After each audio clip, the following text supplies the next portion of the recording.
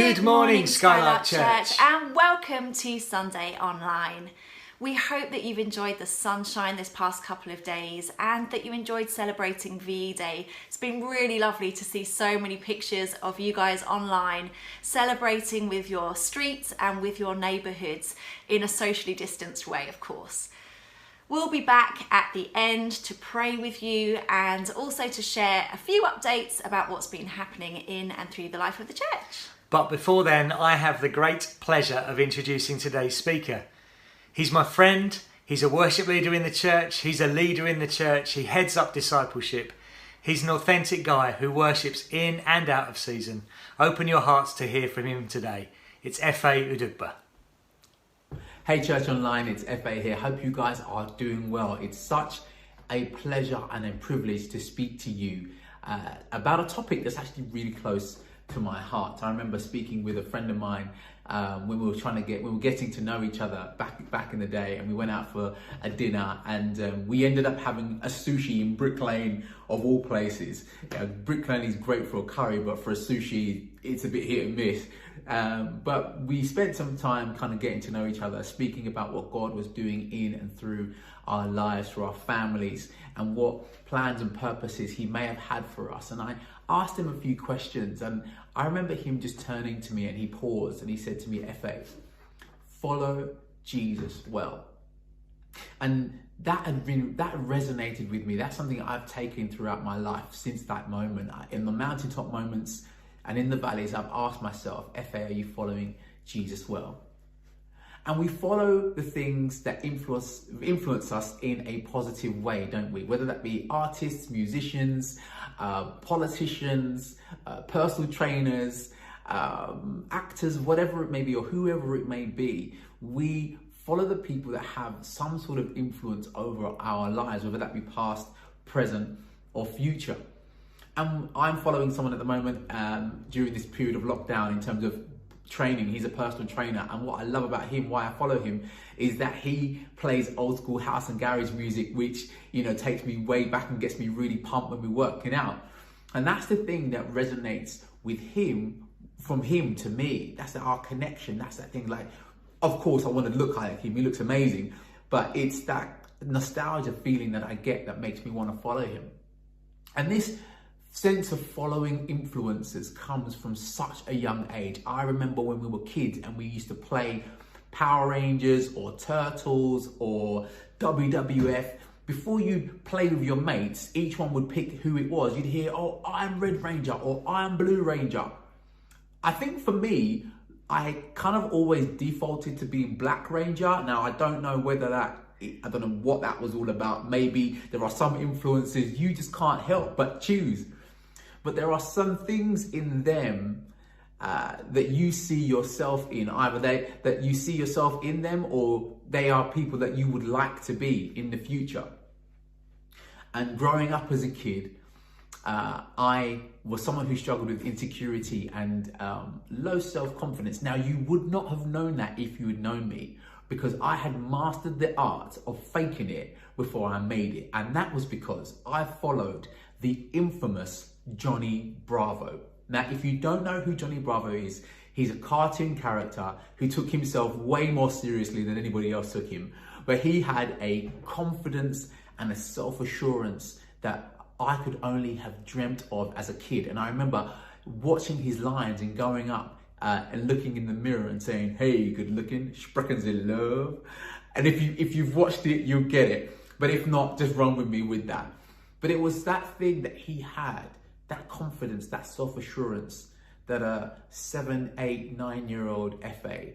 would resonate with. And I followed that.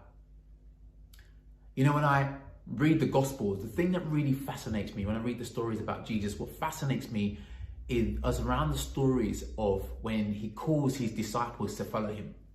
And I've always wondered, like, what could that have been like, to leave everything you've ever known, to drop your livelihood, your community, your family, leave everything behind and follow Jesus? What would it have been like?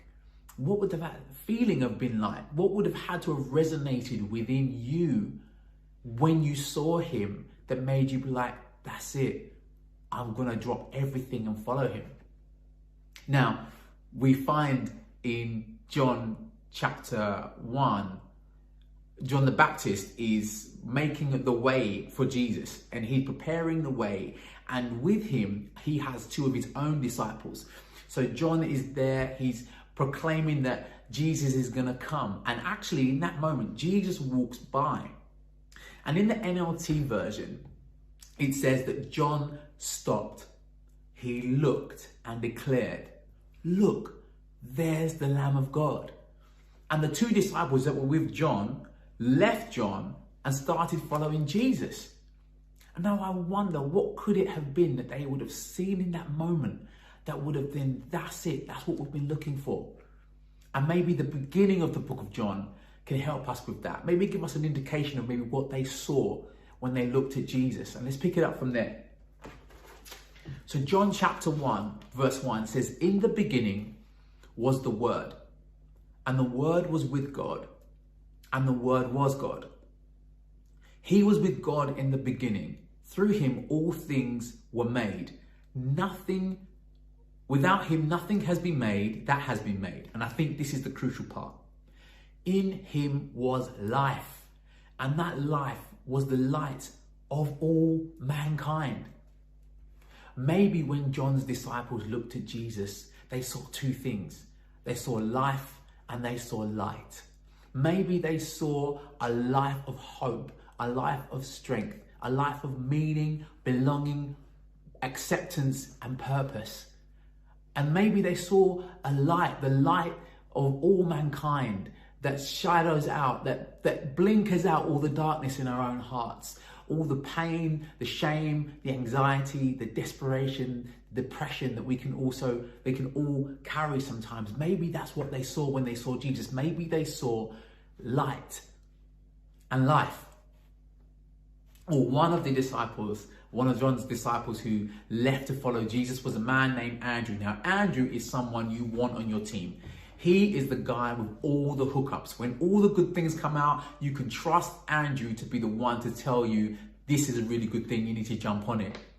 And Andrew the first thing he does is run to grab his brother Simon. And he says, "Simon, look, man, we found the Christ. We have found the Messiah. We found the thing we've been looking for." And it's in this calling of Simon, Andrew's brother, that I think shows us exactly what Jesus wants for our lives when he invites us to follow him. So we pick it up here, this introduction, this moment where Simon meets Jesus for the first time in John 1, chapter 42. And we pick it up here. It says, Jesus, looking at him, that's Simon, said, "You are Simon, son of John. From now on, your name is Cephas, or Peter, which means rock." You see, Jesus did something that Simon would never have thought would have happened. He gave him a new name. He gave him a new label. He re-established his identity. Now, you may be thinking, hey, look, I like my name. My parents gave me my name. I love that.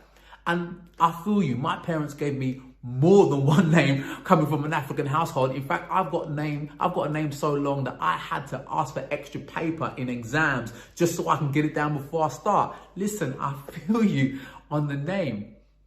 But if you've lived life for even just a short while, there are names that we pick up and carry on the way that are not from God.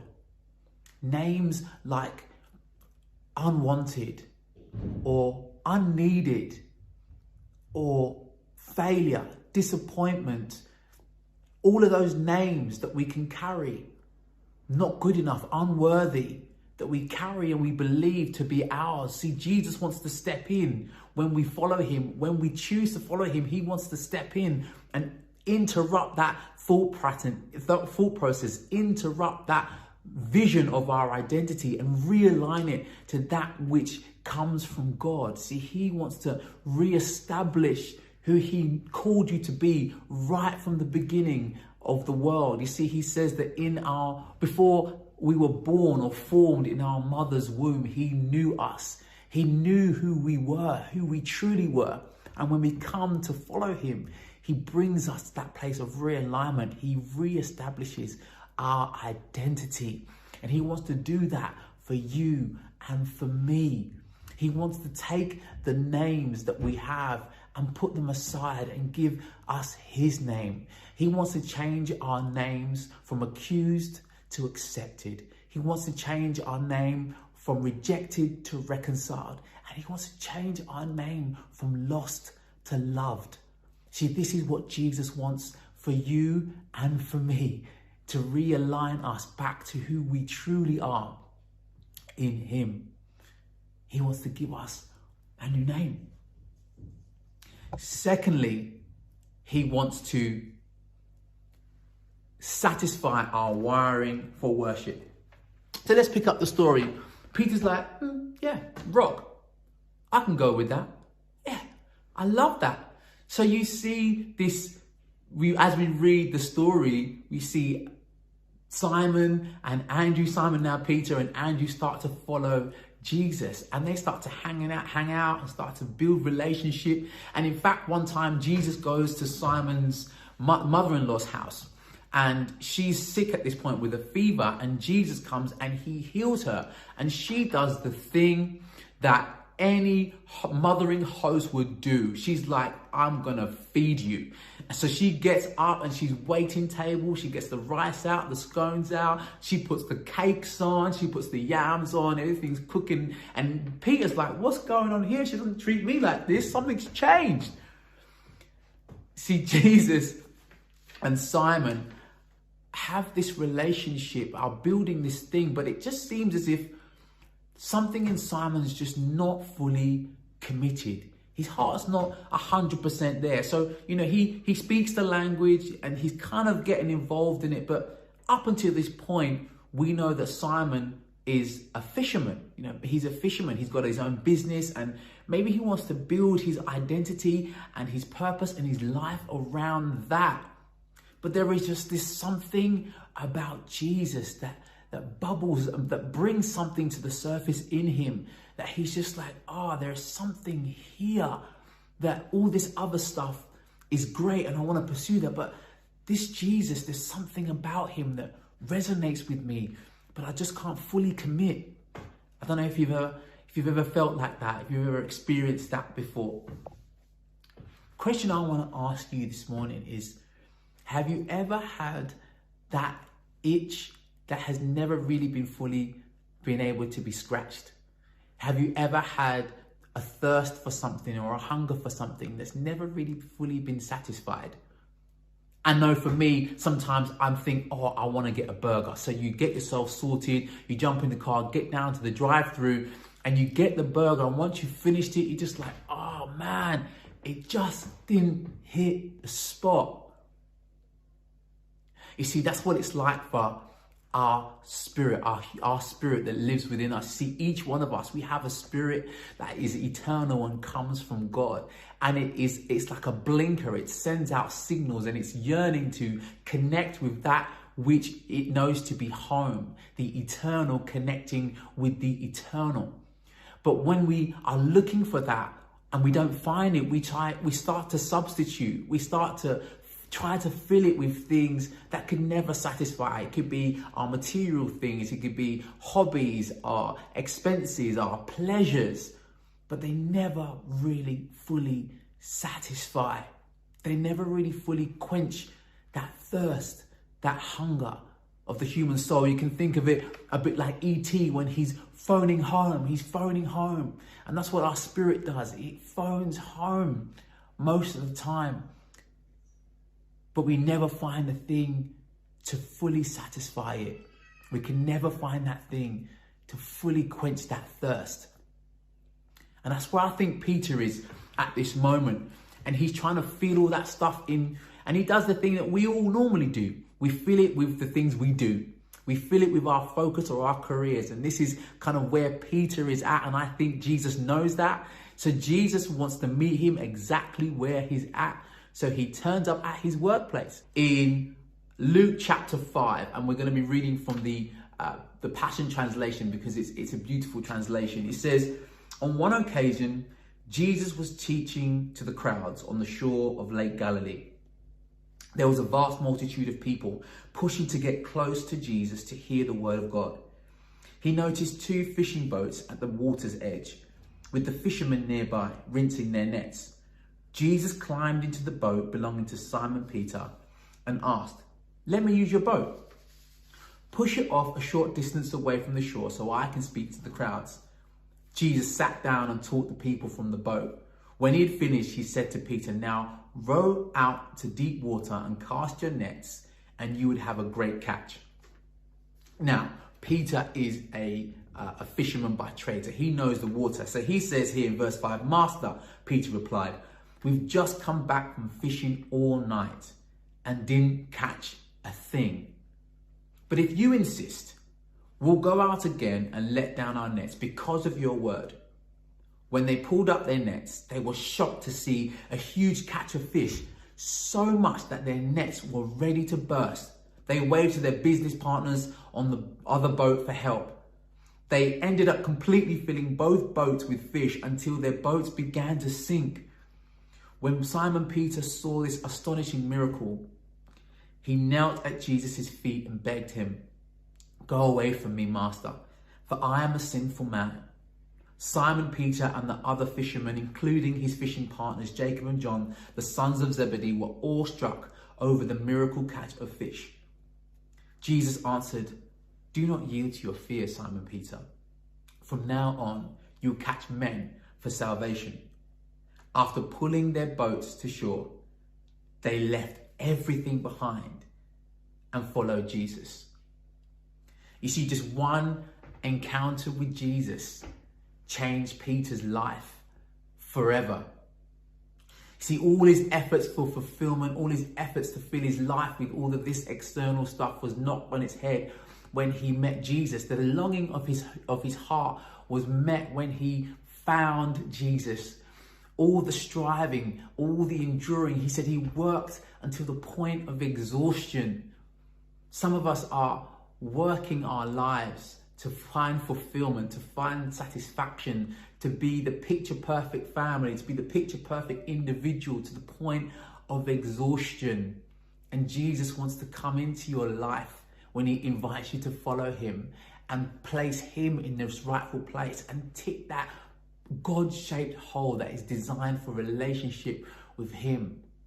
Just one moment with Jesus changed Peter's life forever. Jesus wants to satisfy that in your heart today and my heart.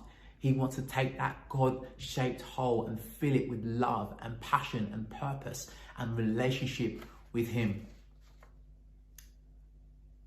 And finally, I think in Jesus' invitation to us, what he wants to release in your life is a partnership for his purpose. I love the fact that Jesus says to Peter, "Hey, let me use your boat."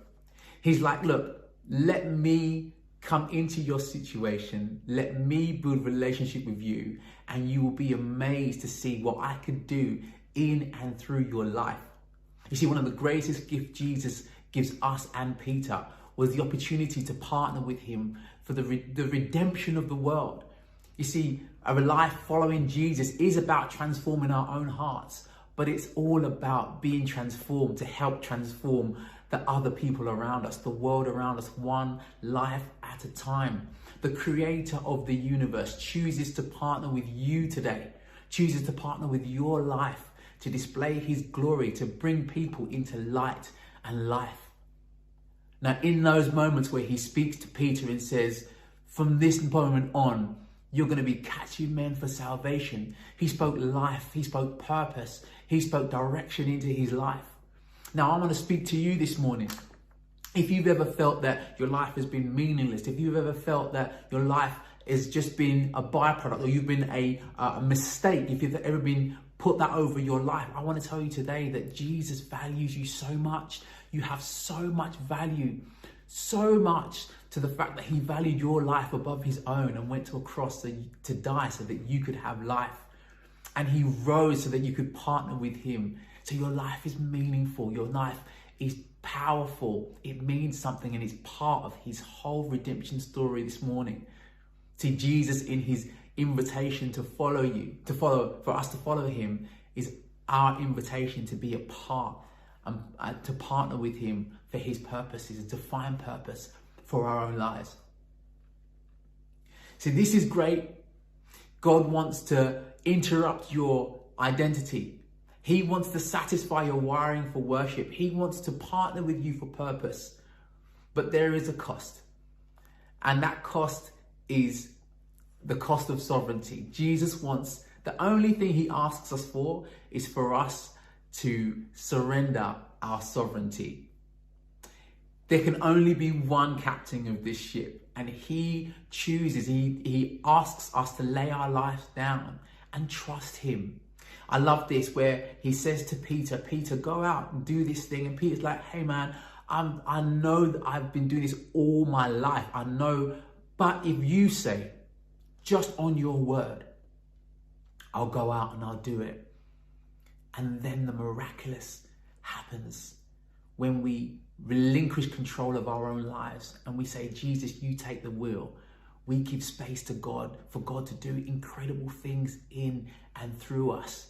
And I know that might be quite difficult for us to hear. Some of us are holding on to control over our lives. But the opportunity for light and life is when we let go and we let God. And that's an opportunity and that's an invitation for you and me today. So again, it's so cool to spend this time with you. Jesus wants to interrupt your identity. He wants to satisfy your wiring for worship. He wants to release you into your purpose and partner with you in his purposes. But the cost is conceding control. And will you think about that today and in the coming days?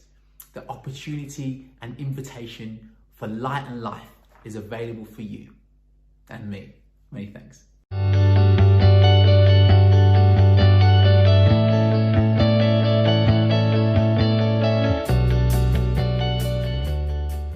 Let's just take a moment to respond to what we've heard this morning. I know that FA's message will have touched each of us in different ways this morning. And first of all, I just want to extend that invitation that he was talking about to you today, to come and follow Jesus. Maybe you're listening to this and you haven't actually begun to follow Jesus. You've been skirting around the edges and wondering whether it's time. And maybe this morning you feel it is time to take that step, that first step towards following him. I'd love to pray a prayer in a minute for you to join in with. Just an opportunity to take those first steps towards him. Maybe you have been following Jesus for some time, but with everything that's happening around us, you just feel like you've lost sight of Jesus a little. Perhaps he's working on stuff in your identity. Maybe he's been redefining or reshaping your purpose. I'd love to pray for you this morning and just to remind you that Jesus is interested in every detail of your life today. He cares. And he wants you to continue to just take those baby steps of following him. Yes, even in these unknown times, even into uncertainty, to keep trusting him and to keep following him forward. So let's pray. Jesus, today I give you my life.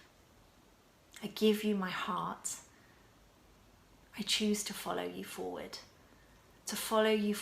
into life in all its fullness.